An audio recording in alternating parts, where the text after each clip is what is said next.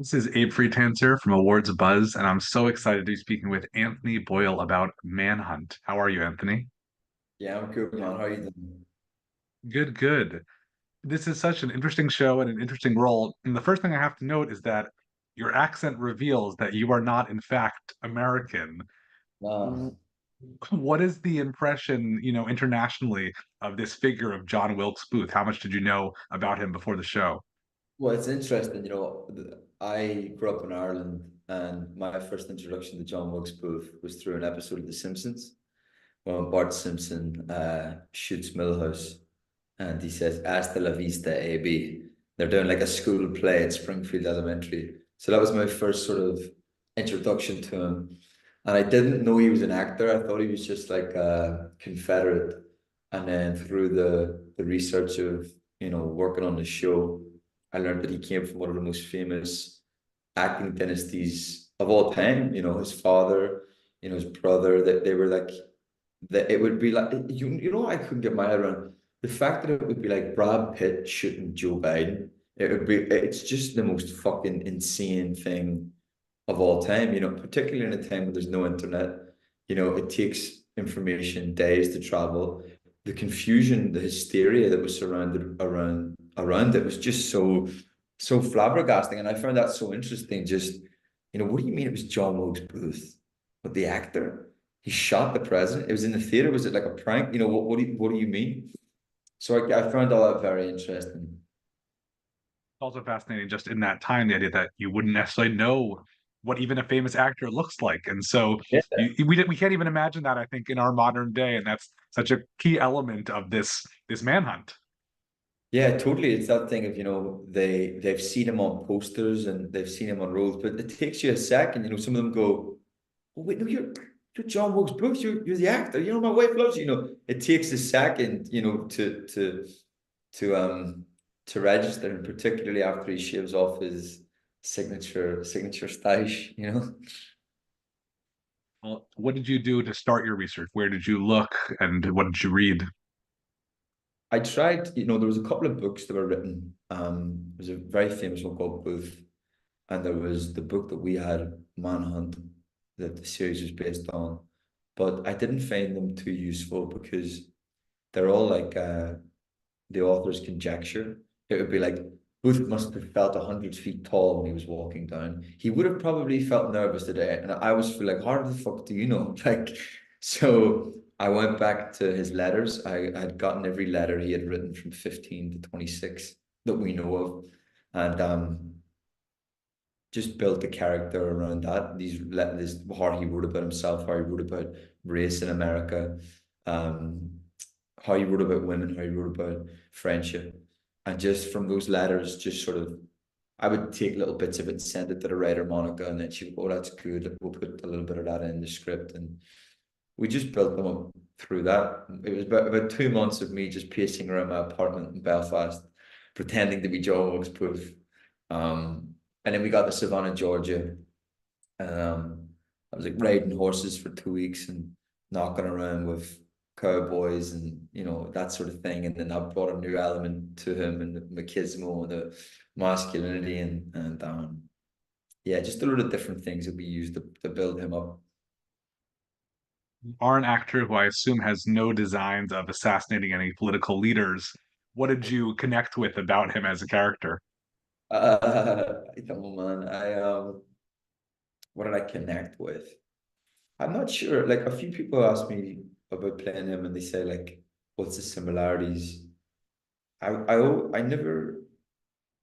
The way I work is I always like sort of have the role there, and like I step into it. I never sort of meet the role halfway or bring them into me and go, "Oh, it's a similar thing." I always have it as a sort of separate entity, and maybe it's from starting off doing theater or something. But like there's something like there it is, and then I step into his memories and his feelings and thoughts and try and build up fake memories and try and build up fake thoughts and you know I have no aspirations to kill people. I'm not a racist, all that sort of thing. But you sort of you build up who that is, and then I try and step into it. Now, the show is obviously, been popular and well received. Have you followed along with how people uh, feel about your portrayal of Booth? I was in the airport a couple of days ago, and a guy comes up to me in LAX and he sort of takes me by the arm. He turns to his wife and he goes, "I got him." And I was like, "Fuck!" It took me a second to be like, "Oh, he means Booth." Am I following on? No, I know people have liked the show. I know people are like into it. Um, and the writer Monica sends me like little things saying, "Oh, people are enjoying it," which is all you can ask for, really. Done a lot of TV, over the past few years. How did this show feel different from past projects? Probably the most in most like engrossed, most I was ever in a character. Like I moved to Savannah 3 weeks before we started shooting. I was just riding horses every day and reading Shakespeare, just trying to do what Booth would have been doing, hanging around. I mean, Savannah is so crazy. I mean, you're like there's Confederate flags hanging up. There's it's a very interesting place. So I was just trying to get into the sort of headspace of him and his physicality and his speech and his thoughts and whatever. So yeah, it felt different because most of the time when I'm filming, I'm in England or New York, and I can come up for air because there's people around me that I know. But in Savannah, it was just so you were in it. You know what I mean? You were just in that world, in that sort of. It felt like that time period. And there was a lot of like, I mean, being in America, there was a lot of mass shootings, there was a lot of racial killings, there was a lot of you know crazy shit happening around that time, and it didn't feel like you were getting a break from the subject matter, or it felt very intense. The shooting of it felt very intense. It's hard to imagine, but do you think that there are people who still consider John Wilkes Booth to be a hero? Yeah, 100%. Like, oh, totally. There's that like the way he wrote about, like, he would say things like uh the black man is enslaving the white man in America. This is 1863 or whatever. It's just the mental gymnastics one would have to do to think that then, let alone now. But people say that shit now. But people also like there was a mass shooting in America when we were filming. A guy went into like an all like black community like department store or whatever, and he shot and killed loads of people. But he had written this like racist manifesto online, and usually I wouldn't, but I sort of like read the manifesto out of curiosity. It's the same stuff Booth was saying, it's the exact same things this guy was saying years on, like almost word for word. And that sort of just horrible, racist, rotting cancer it's still there. And that's why it's so important to stamp out when you see it. And hopefully that's what stuff like Manhunt is good to make, because you people see it and go, oh fuck, we shouldn't think like that. The show would be received differently in international places.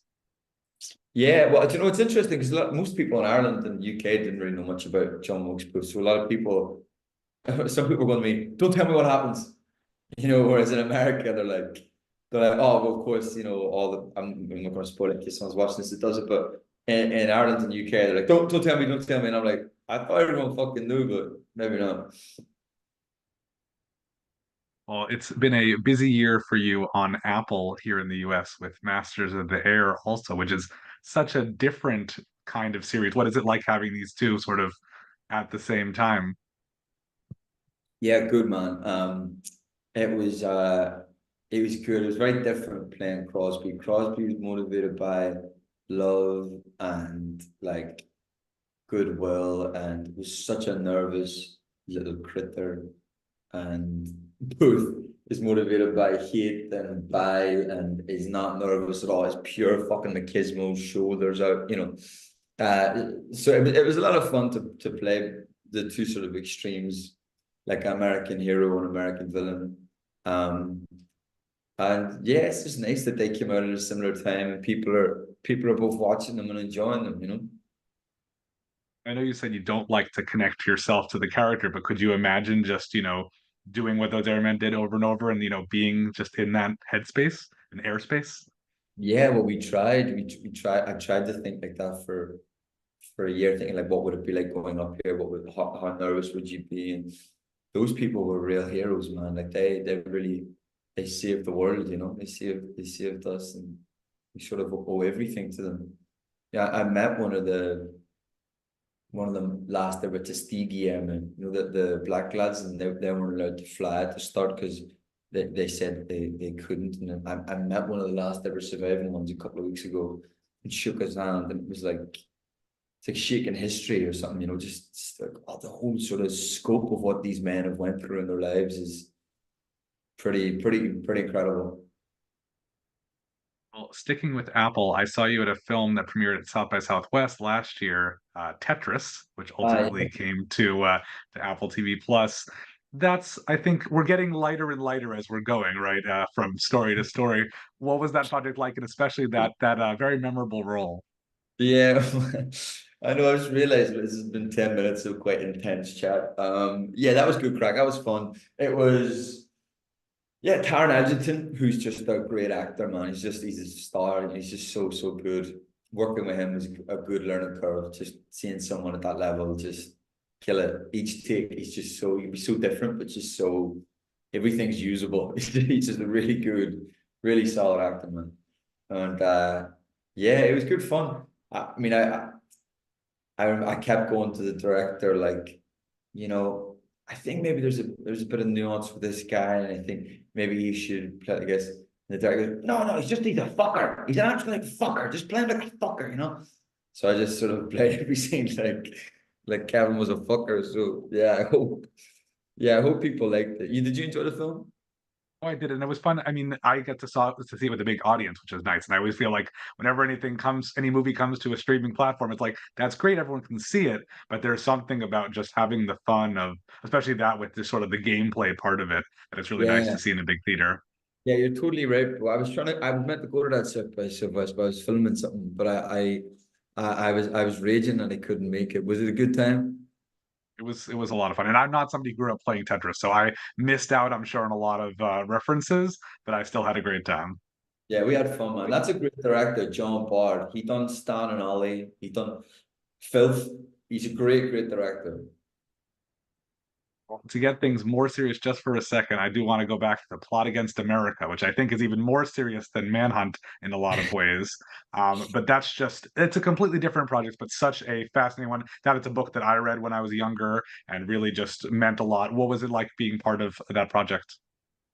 Yeah, that was good, man. I was like 23, just done a play on Broadway, and they asked me to do that, and I had like 2 days after coming off the plane, and I ran over and moved into Williamsburg and was like, okay, great, right now I gotta play someone that's Jewish. I don't know anything about Judaism, so I started going to Passover.